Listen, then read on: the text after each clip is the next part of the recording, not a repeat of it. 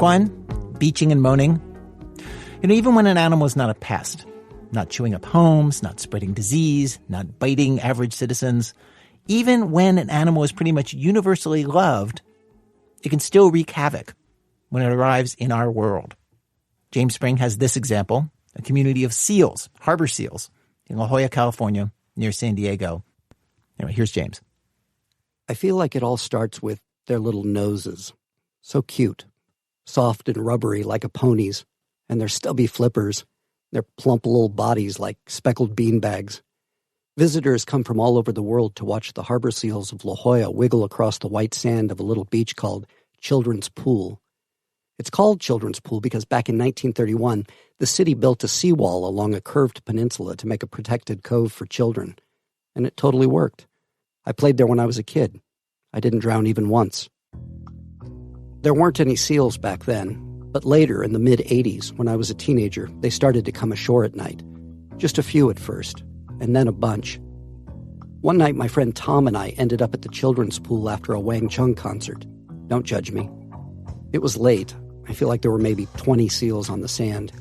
And I sat down next to this small one, and he looked up at me, and I kind of reached out with my hand, and then he totally leaned into it with his neck, like a cat. And I thought, how rad. The seals like us. Then I went away to college to become a marine biologist. It didn't work out. Then a whole bunch of other stuff didn't work out either, and I moved away. And when I came back years later, the Children's Pool was a very different place. Get off the beach! Get off the beach! Get off the beach! Get off the beach! Get off the The beach is only 150 feet wide, and by the winter of 2010, it was covered with seals. They'd pretty much taken over half the sand and established a permanent rookery here. That's what it's called, a rookery. It's where they give birth and nurse their pups. And people love to come here and sunbathe and swim and take selfies with the seals. And everybody seemed happy. Except for this one group of activists that believed that humans shouldn't be on the beach at all, that it was bad for the seals. Some of them wore these matching blue shirts, and they had laminated badges. They looked official.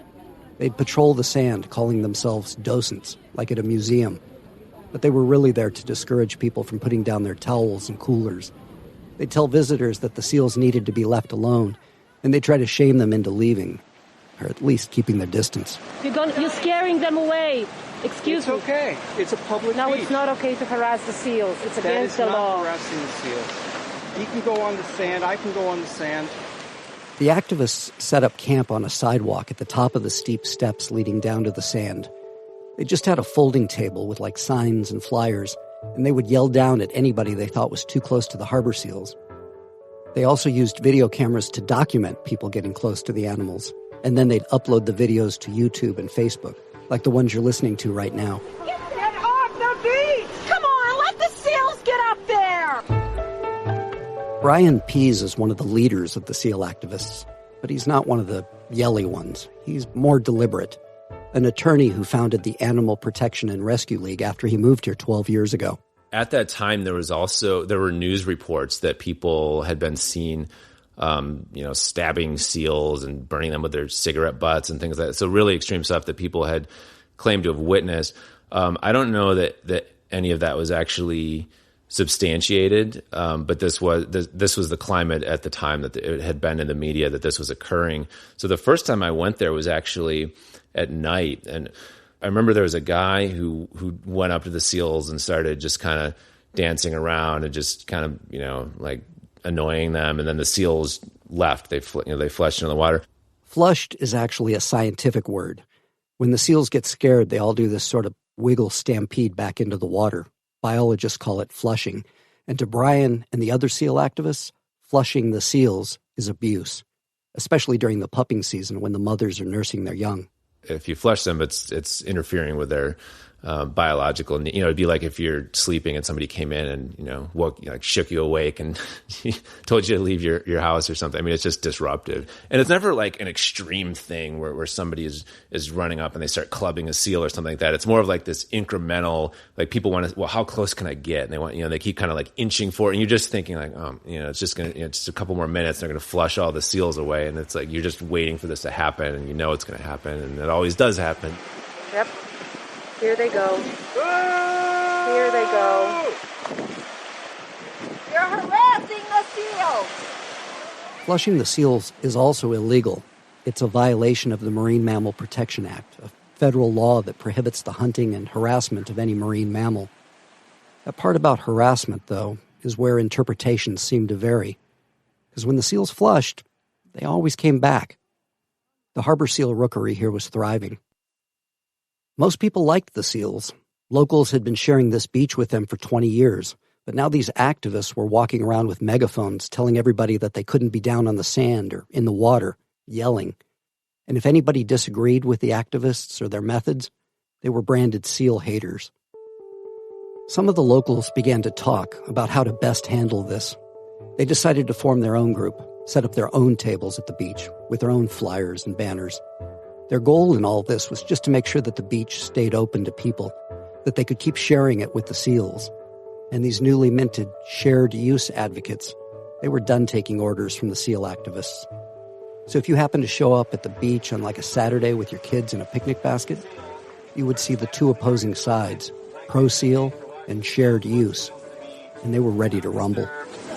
The city council actually voted to close this beach during pumping season, which is... This is that pro-seal attorney guy, Brian Pease. And you can make donations, you can sign up for our email list, you can buy a t-shirt or a seal toy.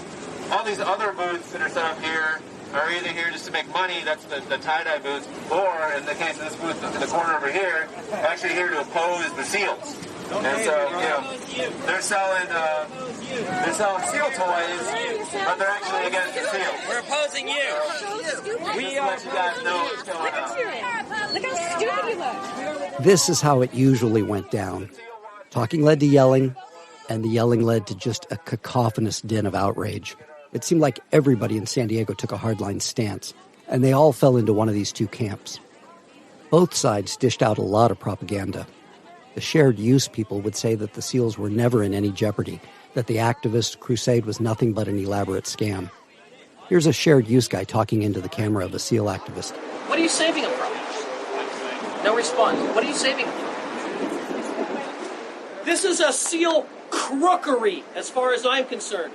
You are here stealing money from tourists. You're conning them out of their hard-earned money that they come here on vacation, and claiming to say that you're saving seals. This was a common claim made by the shared use people, that the whole pro-seal movement was just a way to rake in a bunch of cash. Brian Pease, the pro-seal guy who started the Animal Protection and Rescue League, says that the money collected through donations was barely enough to hire a nighttime security guard. But the other part is kind of true. The seals were not endangered. In fact, on the international list of threatened species, harbor seals are classified as a species of least concern, the exact same designation that's given to the common pigeon and to the house rat. But the rallying chant of most seal activists was that shared use is abuse, any shared use, and that the shared use people were animal haters, that they just wanted the seals gone. But if you actually talk to a shared use advocate, they'd tell you something different. I never had any problems with the seals. I never had any problems with the seals. This is Kent Trago. He's a consultant at Coastal Environments, and he started a research-based organization called the Nautilus Oceanic Institute. He's published more than 50 scientific papers. He also swam at the children's pool as a kid, back in the 1960s. He's been sort of a voice of reason for the shared use side. Everybody that I know likes the animals. The divers enjoy swimming with them, but they're making a fuss for whatever. The seal activists, he means. And they're disturbing the peace. They're violating people's civil rights by harassing them in a public area. So, tourist stuff, they don't want to listen to that. They don't want to hear that. They don't want kids seeing that, You could draw a similar situation, a similar argument. So let's say there's a public park you took your kids to, and somebody came along and said, "You people can't be here. This is the rare something ground squirrel habitat, and you're bothering them." And you'd probably go, "Are you out of your mind? This is a public park, maybe there is an issue, but they're spewing all this and being antagonistic towards you or your kids." Down there one day I was there, I was talking to this one guy, and this little girl, She's got to be sick. His daughter comes running up crying. And she said, that man came after me. She points to this guy. A pro-seal activist. This guy's running up the beach and says, keep your kid away from the seals. I'm watching this and I'm going, who the hell is this guy? You know, the father's like incensed and he's yelling at the guy, what are you doing around my daughter? You know, and then she was terrified. She's screaming and it was that kind of incident where it just kind of shocks you. You don't see that thing, you know, and there's a guy chasing a child. There were definitely times when you'd see kids in the videos walk right up to the seals and try to pet them. And the pro-seal activists would lose their minds.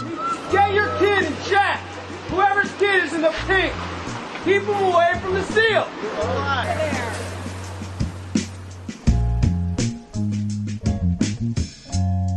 As the years dragged on, more and more of these confrontations were ending up in court. And Brian Pease began to spend a lot of his time there defending pro-seal activists who'd been arrested or had been issued citations. And he was also bringing civil cases against the other side, shared use advocates who'd been arrested during confrontations with pro-seal folks. At a certain point, he stopped going to the children's pool altogether. He says it just stressed him out too much. I tried to stay out of most of it. I mean, sometimes I would be down there, but generally, it's not very productive to be engaging in shouting matches with people that just don't agree with you. I mean, it's why they call it the children's pool, right? Because it's where adults go to act like children. Kent Trago, our marine science-y shared use guy, didn't engage in all the fighting either. He just tried to educate the public with a little logic and some biology 101. And he went about it in sort of a quaint, bygone way that he hoped might rise above the shouts of the angry mob. He wrote letters to the local editors. The papers printed the letters with Kent's name and his title, and then the hate mail started to roll in. Threatening phone calls and emails. By Kent's count, more than 200 of them. Were they anonymous, or did they... Yeah, they're anonymous. We know who you are, and we know you want to get rid of the seals. That's what people would say to me. That's what certain people would say to me. We know you're in a plot, and that the city's involved, and I don't know if they're kidding, or if they got problems, if they're drunk, if they're on drugs, I don't know. How did you respond to that? You don't respond. You're not supposed to. What I was told by my attorney and other people, you don't talk to those people. If there's an incident like that, you report it to the police. And the police got called a lot. And then they get tired of coming down there, At the height of the conflict in 2013, the San Diego Police Department responded to 227 calls at the children's pool. And it seems like neither camp was really consulting the dictionary before they tossed around words like abuse and harassment and assault. In one video, a cop arrives on the scene to find a shared use lady in her 60s and a Middle Eastern guy holding a skateboard and a camera. The lady's saying that the SEAL activists are blocking her from sitting on a bench. And then the skater's filming it, and she kind of just glancingly brushes the camera away. And the cop's watching all this happen. Don't touch me. You touched me. Ma'am, if you she touched me. Ma'am, you can't. Sir, she touched me. Yeah, I saw that. And it was, I know and it was brutal. I know the way she touched you was brutal. You're in pain. That's the cop. He's being sarcastic. Yes, I am in pain. You're doing fine. Now just try to take a relax there. I'm trying. Just relax. I'm trying. I touched his arm to get the camera out of my face. I find it very intimidating to have a camera in my face. The cop, at this point, has had enough. Yeah, this is all very childish, in my opinion. It really is. It's very childish. I said very childish. Have you got that on camera?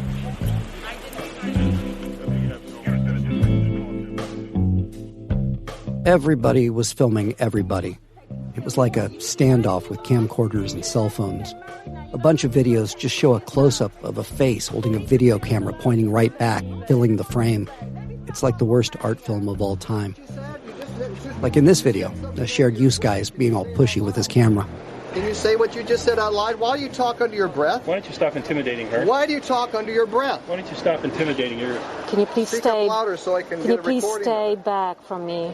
I really feel like you're invading my privacy right now. Stay back. You're annoying us and invading our privacy, and I'm asking you politely now to move away. You're almost touching me. You're like I'm less just than here a to foot record away. what she's telling the public. She's talking to me The privately. two sides became so fixated on their hatred for each other that in a lot of videos, they don't even mention the SEALs.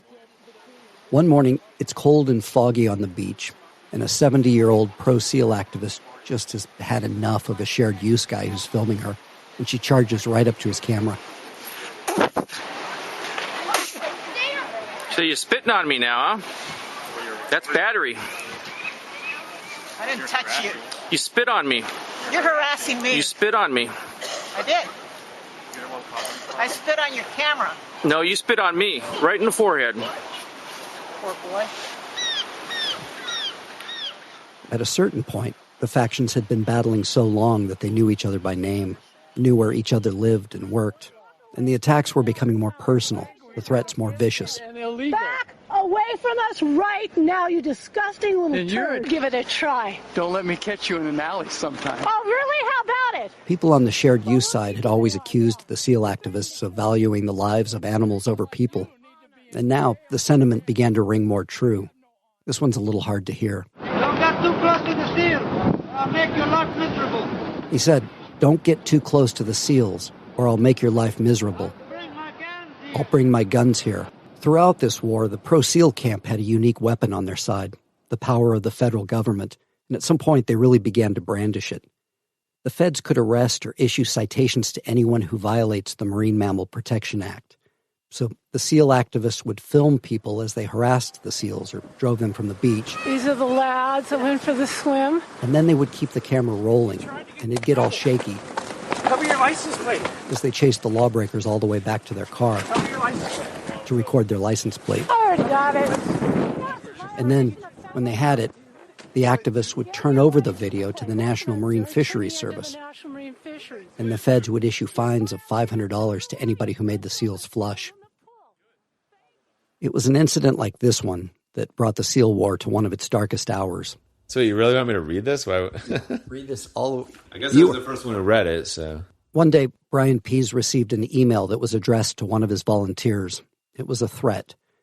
The volunteer, a young woman who's identified only as witness in the federal court documents, had filmed the license plate of a pair of scuba divers who'd flushed some seals when they came up on the beach.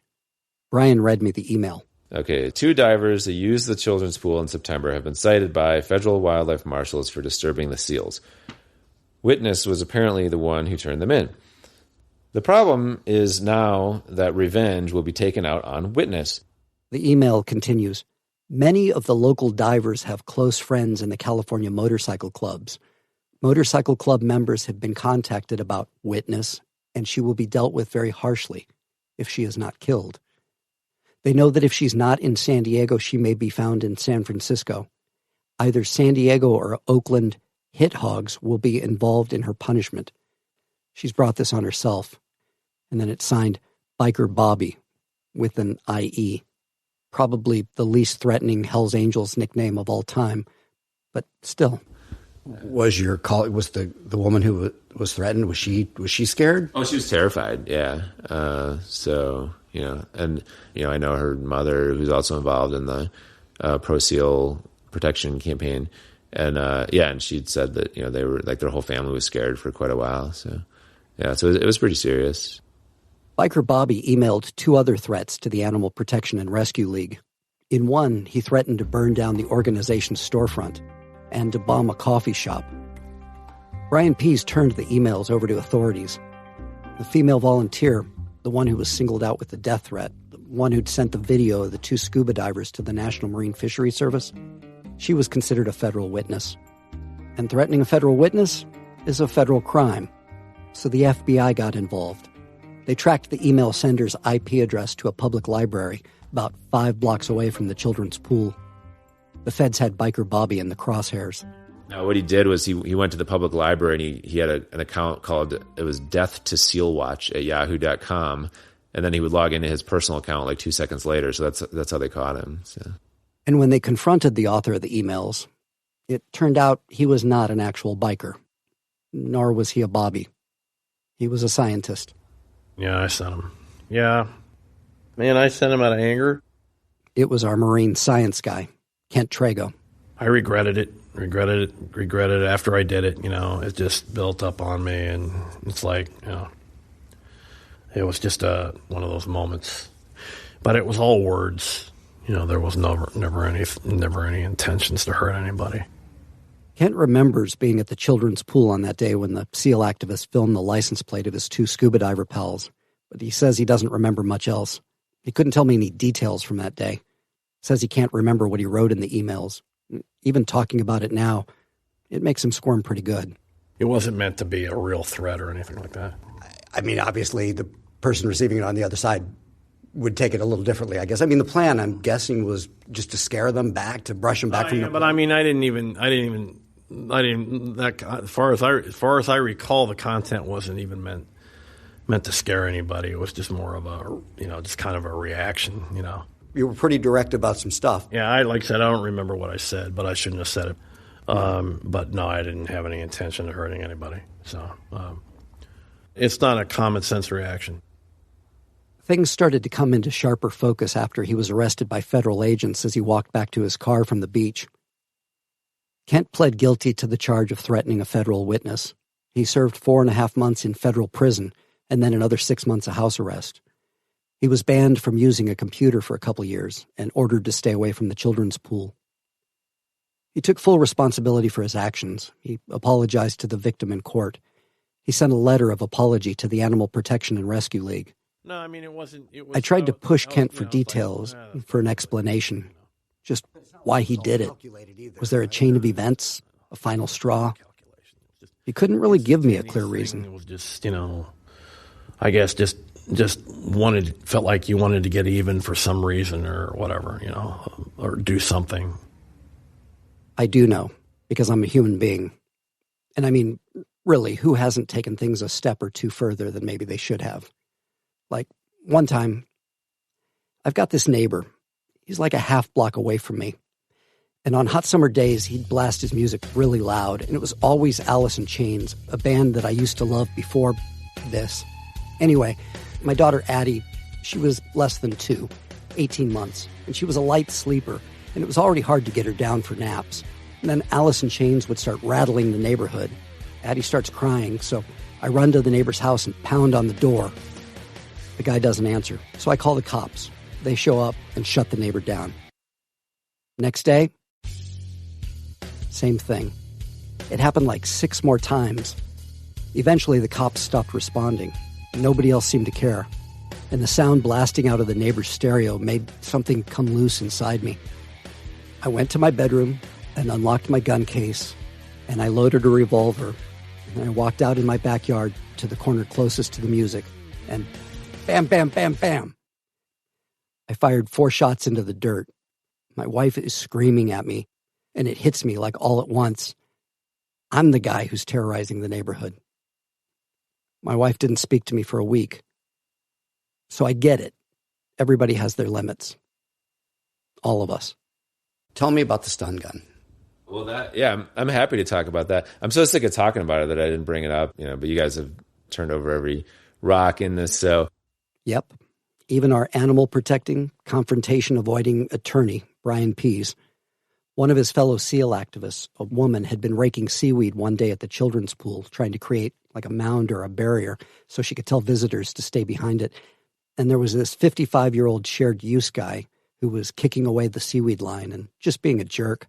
She called me and told me that he's drunk, he's harassing the SEALs, he's harassing her, can you do something? So I said, all right, I'm going to come down there. And I brought this thing for protection. This thing being the stun gun. Now, Brian went out of his way to explain that it wasn't technically a stun gun. This point was really important to him. Says he had an expert witness declare it not a stun gun, but it says stun gun on the package, and that's how the newspapers reported it. In any case, when he got down to the beach, the seaweed kicker confronted him. And then I'm standing kind of near where this kelp line is, and he's just going back and forth from the kelp and then dumping it in the water, and then he comes back, picks up another 2 handfuls full of kelp, and he goes, oh, you want some of this? And he just slings it right in my face, like just whips it right at me. So that's when I pulled out the device, which I now know is not a stun gun, but it was a deterrent device. And I did try to, I pushed him back with it. He admitted in the police report that he was not shocked through his thick sweatshirt. Like you brought it down there, you brought this device down there, like you had a reason, and then you felt emboldened enough to use it, right? From my perspective, I was enforcing the law. I mean, he's harassing seals, he's harassing people, and he attacked me, and I was using reasonable force to defend myself. Anyway, the two men grappled and went to the ground. And I think I pinned him down. I was saying, call the police. He was drunk, he was agitated. I mean, he was just being belligerent. But the stun, so I guess when you ask what would I have done over again, I probably would have just pinned him down again. But the stun gun would not have been, I call it a stun gun, but it's really not. This zapping device would not have been involved. Brian was the one who was arrested. He pled no contest to assault with a stun gun. Brian's a smart guy and super thoughtful. But I think he got caught up in his herd's mentality. And people here forgot that there are more options than just fight or flight. They went right to their reptilian brain, and the prefrontal cortex kind of got shut off there. Is that what you're saying? Yeah, it feels that way. And for me personally, somebody gets in my face, I don't think about the legal parts of it or whatever. I react from the animal part of me, right? And that's what I did. And that's why I didn't want to go there anymore. It's almost like asking for trouble. Why do it? Why go there? The appropriate thing would be just to walk away from it and just be gone. This is Kent again, and on this point, both men agree. And that's what I should have done if I'd have been smart about it. And I think that's what people need to do in conflicting situations, walk away from them. I mean, I'll never be involved in anything like this again. Period. In the summer of 2014, the California Coastal Commission voted to completely close the beach at Children's Pool to humans during pupping season, from December 15th to May 15th. Brian and Kent both support this decision. Anybody who wants to see the seals can still watch them from the sidewalk and the seawall. And it works. People aren't screaming at each other. Seals aren't being flushed from the beach. During the rest of the year, there's a permanent guideline rope down on the sand to provide a buffer between humans and harbor seals. It's not perfect, but it's a pretty good compromise. Some of the seal activists are still patrolling the beach during the 7 months when it's partially open to the public. And some of the shared use people are mounting a legal campaign to have the Coastal Commission decision overturned. Over here. But mostly, we're close. It's just nice now. Whoa, I see one. Is that it? That's there. Oh, yeah. The thing that you don't hear in all those YouTube videos is the sound of the place without the hate, when people are not screaming. And when the sun is shining and the seals are sprawled out across the white sand. Look, he's rolling onto his stomach. Sometimes you see a mother nursing her pups. It feels like you're being let in on a secret. Like, this is how the world is without us. We as a species are aggressive. We're predatory, territorial. We're pretty selfish. And here at the Children's Pool, we've got the place surrounded. The seals keep coming back. Clearly they like it here. There comes another one up there on that little island. And even though I don't have any evidence or scientific data to prove it, I still think that the seals totally dig us, despite our natures.